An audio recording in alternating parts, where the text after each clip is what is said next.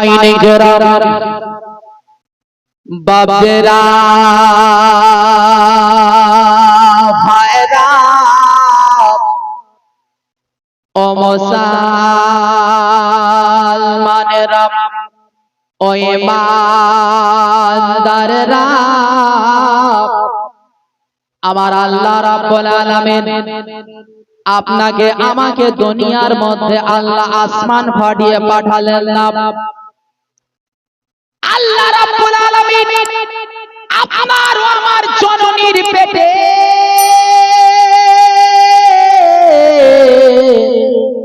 আপনার ও আমার মায়ের পেটে বাবা আপনাকে পাঠিয়ে আল্লাহ রাব্বুল আলামিন মায়ের পেটে 10 মাস 10 দিন রাখলেন। বেরাদার, আমার আল্লাহ রাব্বুল আলামিন আপনাকে মায়ের পেটে এই কারণে রাখলেন, আপনাকে 10 মাস 10 দিন ধরে মাতৃগর্ভে আমার আল্লাহ এই কারণে আপনাকে রাখলেন যে মা জননী আপনাকে পেটের মধ্যে ধারণ করে আপনাকে যে ভালোবাসাটা বেঁচেছিল, আপনার সঙ্গে যে মহব্বতটা করেছিল, আপনাকে যে ভালোবেসেছিল বাবা, এই ভালোবাসাটা আপনি যদি সারা দুনিয়াটা খুঁজে দেখেন, সারা পৃথিবীটা খুঁজে দেখেন, সারা জাহানটা যদি খুঁজে দেখেন, সারা ওয়ার্ল্ডটা যদি খুঁজে দেখেন, তাহলে এই প্রকারের ভালোবাসা আপনি দ্বিতীয় কোথাও আর খুঁজে পাবেন না। সুবহানাল্লাহ, সুবহানাল্লাহ। এই ভালোবাসাটা আপনাকে মা পেটে রেখে আপনারকে যে ভালোবেসেছিল, এই ভালোবাসাটার আপনি দ্বিতীয় কোথাও আপনি পাবেন ভালোবাসা পৃথিবীতে আছে?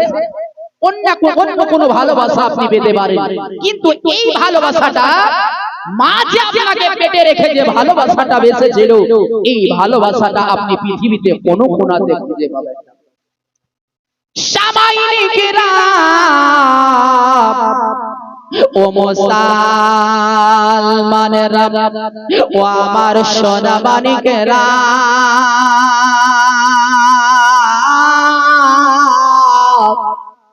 আমার জনম দক্ষিণে মা, আমার গর্ভধারিণী মা,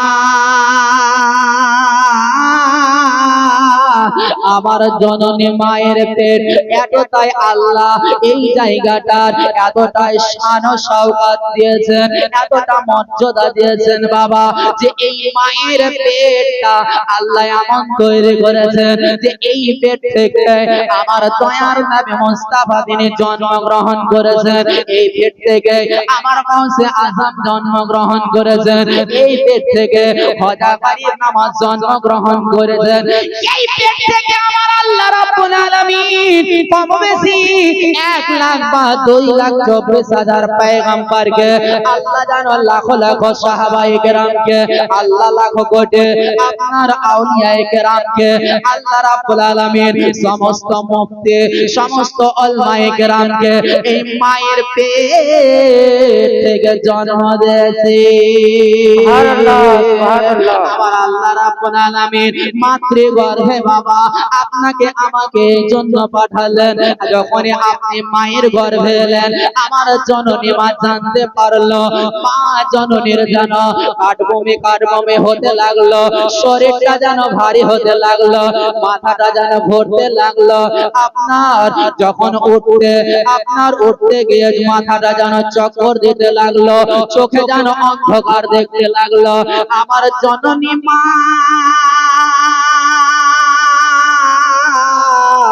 আমার গর্ভধারিণী মা তখন জানতে পারলো বাবা যে আমার পেটে হয়তো কোন একটা সন্তান এসেছে, আমার একটা লাল এসেছে, আমার একটা কলেজার টুকরা এসেছে। ওই সমাজে আমার মা জননী জানো তিনি সাবধানে কাজ করেন, সাবধানে ওঠেন, সাবধানে খাবার খান, সাবধানে যেন চলাফেরা করেন, সাবধানে যেন বিছানায় ঘুমান। এই জন্য জানো যে আপনি পেটে আপনি মায়ের পেটে আছেন, আপনার যেন কোনো অসুবিধা না হয়, আপনার যেন কষ্ট না হয়, আপনি যেন কষ্ট না পান। এই জন্য আবার মা জননী 3 গানা 10 মাস 10 দিন এতদিন সাবধানতা ভাবে তিনি চলাফেরা করেছিলেন। আপনার জীবনের খাতিরে আপনার জন্য আমার মা কষ্ট পেয়েছিল। এইভাবে যেন মা জননী আমার 10 মাস 10 দিন তিনি যখন অতিবাহিত করে দিল বাবা, আমার জনম দুঃখিনী মা, আমার গর্ভধারিণী মা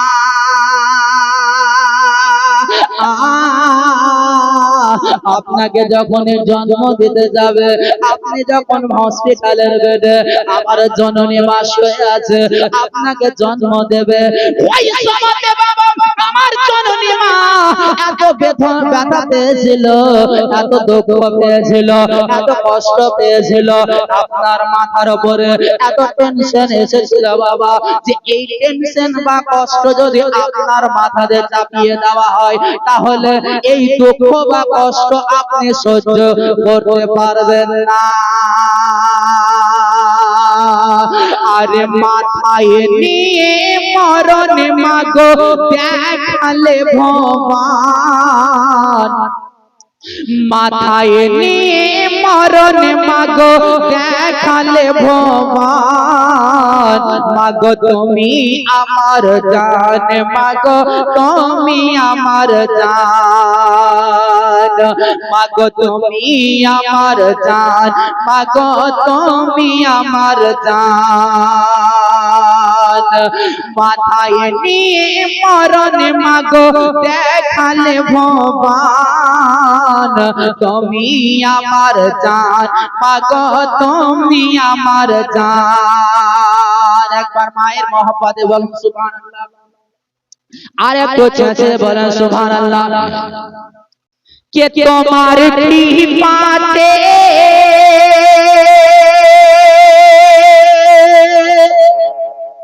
এলাম ভুবনে,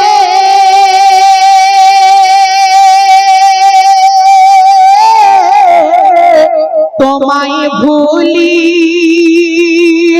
আমি কেমনে, দিলে পাও যদি ব্যথা, দিলে পাও যদি ব্যথা, ক্ষমা করো গো হেথা, আরে নইলে মরার পরে, নইলে মরার পরে কবর হবে পুরোই জাহান্নাম, মাগো তুমি আমার জান, মাগো তুমি আমার জান, মাগো তুমি আমার জান, মাগো তুমি আমার জান। জোরে বলো, আরেকটু চেঁচিয়ে বলেন সুবহানাল্লাহ। কে মায়ের মুখে মিষ্টি হাসিতে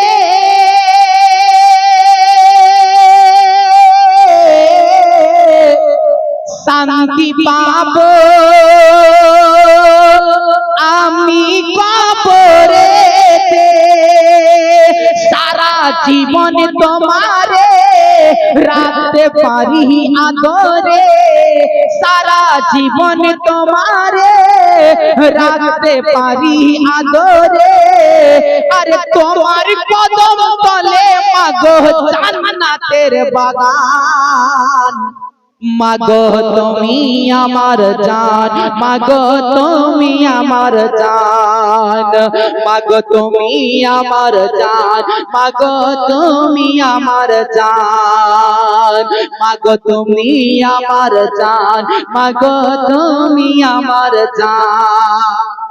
বলো, মা জননী আল্লাহর নিয়ামত,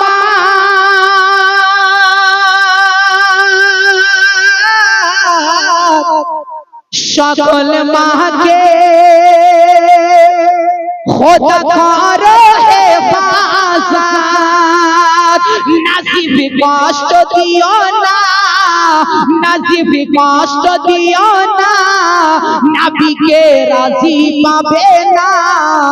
নাজিব কষ্ট দিও না, নবীকে রাজি পাবে না। আরে ভেবে দেখো সবাই তোমরা মায়ের কত শান। মাগো তুমি আমার জান, মাগো তুমি আমার জান, মাগো তুমি আমার জান, মাগো তুমি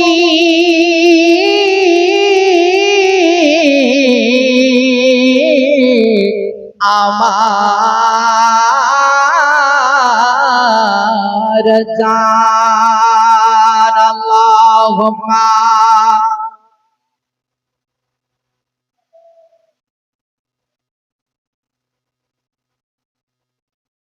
ওয়ালা ইয়া সাইয়্যিদ মাওলানা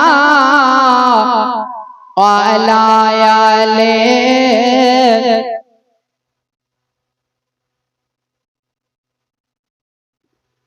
সামাইন কিরাম,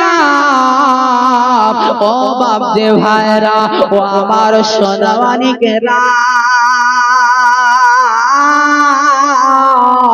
আমার জনম দুঃখিনী মা, আমার গর্ভধারিণী মা, এই মাথাতে আপনার মরণটাকে নিয়ে মাথার উপরে যেন মরণটা ঘুরে বেড়াচ্ছে। ওই সময়তে আপনাকে আপনি হসপিটালের বেডে আমার জননী মা, আমার দুঃখিনী মা, আপনাকে যেন ওই হসপিটালের বেডে 10 মাস 10 দিন গর্ভে রেখে আপনাকে যেন জন্ম দিল। এই জননী মা যেন আপনাকে জন্ম দেওয়ার পরে 2 বছর ধরে আপনাকে কোল থেকে যেন মাটিতে নামালো না। আমার জননী মায়ের আপনার স্তন থেকে আপনাকে দুগ্ধ পান করালো।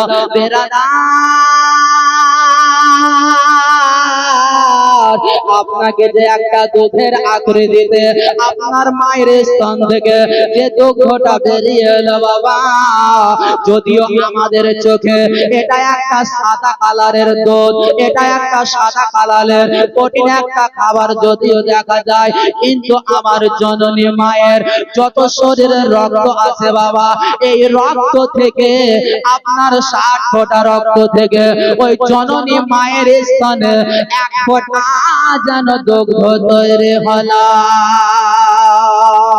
এই শরীরের রক্ত দিয়ে আপনাকে পান করে করে 2 বছর ধরে আমার জননী মা যেন আপনাকে এই জগতের মুখ দেখিয়ে আমার জননী মা আপনাকে যেন লালন পালন করে। কিন্তু আজকে আমরা অনেকেই আছি, অনেক মানুষ আছে আজকে যারা মাকে কষ্ট দেয়, মাকে আঘাত করে দেয়, যারা মাকে টর্চারিং করে, মাকে দুঃখ দেয়, মা জননীর দিলে ব্যথা দেয়। আবার দয়ার নবী মুস্তাফা বলেছেন, ওরে আমার উম্মতেরা শোনো রে, যদি তোমরা কোনদিন তোমার মা জননীকে একটি দিনের জন্য, একটা সেকেন্ডের জন্য, একটা মিনিটের জন্য তোমার মাকে যদি তোমরা কষ্ট দিয়ে থাকো, তাহলে তোমার দুনিয়াতে তোমার নামাজ হবে না, তোমার যাকাত হবে না, তোমার দান হবে না, তোমার রোজা হবে না, তোমার হজ হবে না। আমার নবী মুস্তাফা বলেছেন, কাল কিয়ামতের দিবসে ওই সমস্ত জিনিস তোমার যেন বেকার হয়ে যাবে, একটাও কাজে আসবে না। দয়ার নবী মুস্তাফা সাল্লাল্লাহু তাআলা আলাইহি ওয়াসাল্লাম বলেছেন, বাবা যদি তুমি দুনিয়াতে তাহাজ্জুদকারী হও, তাহাজ্জুদের নামাজ পড়ো, আর নামাজ পড়ার পরে তোমার মাকে যদি একটা সেকেন্ডের জন্য কষ্ট দিয়ে থাকো, তাহলে আল্লাহ রাব্বুল আলামিন তোমার সমস্ত নামাজগুলোকে বেকার করে দেবে। কোনো কাজে আসবে না। আল্লাহ রাব্বুল আলামিন এই ধরার বুকে অনেক আল্লাহর বান্দা তৈরি করেছে। আমার আল্লাহ রাব্বুল আলামিন কিয়ামতের দিন যেদিন উদযাপিত করবে, এই কিয়ামতের দিনে বাবা, হাসরের দিন যেদিন উদযাপিত হবে, এই হাসরের দিনে মিজানের পাল্লা যেদিন এক জায়গায় করা হবে, জান্নাত ও জাহান্নামকে আপনার আনা হবে। এই সময় একজন এমন একটা নওজওয়ানকে হাজির করা হবে। বেরাদার,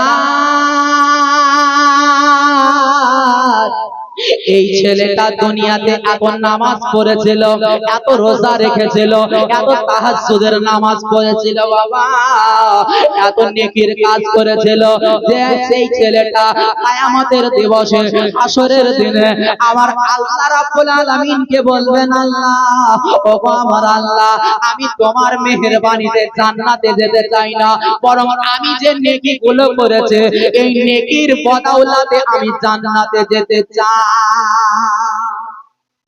আপনি যতই নামাজি হন আর যতই আপনি ঈমানদার হন, পরহেজগার হন, আল্লাহর দয়া ছাড়া, আল্লাহর মায়া ছাড়া, আল্লাহর ভালোবাসা ছাড়া কেউ কোনোদিন জান্নাতে যেতে পারবে না।